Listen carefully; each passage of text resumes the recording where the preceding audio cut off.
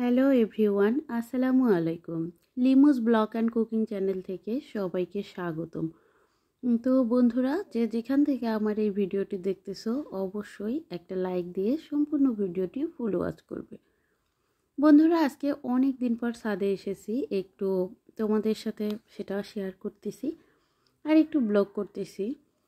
তো সন্ধ্যার আগে আগে চলে এসেছি ছাদে।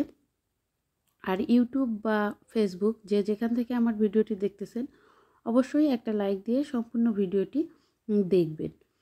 আসলে জীবনের চলার পথগুলো অনেক কঠিন, আর ইউটিউব বা ফেসবুকে অবশ্যই সফলতা অর্জন করতে হলে কঠোর পরিশ্রম করতে হবে। কঠোর পরিশ্রম করলে আপনি ভাইরাল হতে পারবেন, আপনার ভিডিও ভাইরাল হবে, আপনি টাকা ইনকাম করবেন। আর টাকা ইনকাম করা মনে রাখবেন যে কখনোই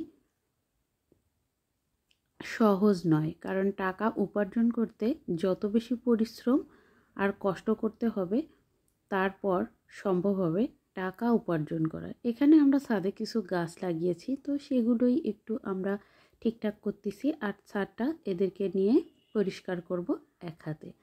তো বন্ধুরা, টমেটো গাছে টমেটো ধরেছে, আর সব কিছু সবজি একটু লাগাইছি টুকটাক, খুব বেশিও লাগাইনি।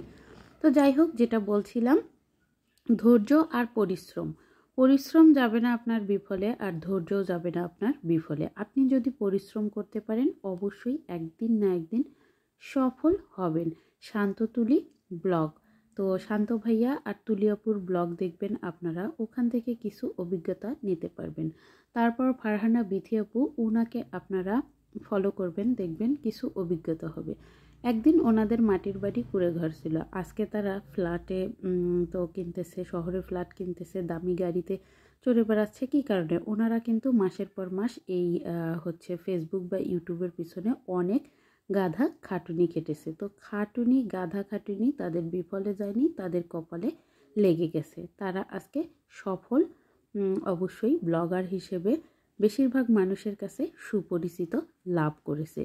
তাই বলবো যে সবাই কষ্ট করেন আর লেগে থাকেন, অবশ্যই সফলতা পাবেন। আমিও চেষ্টা করছি। আর এই তো গল্প করতে করতে ছাদটা ক্লিন করা হয়ে গেল, গাছগুলোও সাজিয়ে নিয়েছি। তো এখন কিন্তু পরিবেশটা মাশাআল্লাহ দারুণ লাগতেছে।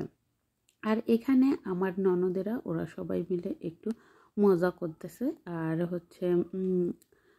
নাচানাচি করতেছে। তো কেমন লেগেছে আজকের ভিডিওটা অবশ্যই কমেন্টে জানাবেন বন্ধুরা। আমিও আপনাদের পাশে আছি, সবাই আমার পাশে থাকবেন, সাথে থাকবেন। জীবনে চলার পথগুলো যতই কঠিন হোক না কেন অবশ্যই কিন্তু সেগুলো তো অতিক্রম করে পার হতে হবে। তো এরা এখানে টিকটক বানানোর চেষ্টা করতেছে, মানে শর্ট ভিডিও বানানোর চেষ্টা করতেছে, ছোট মানুষ হিসেবে মজা করতেছে, কেউ কোনো কিছু মনে করো না।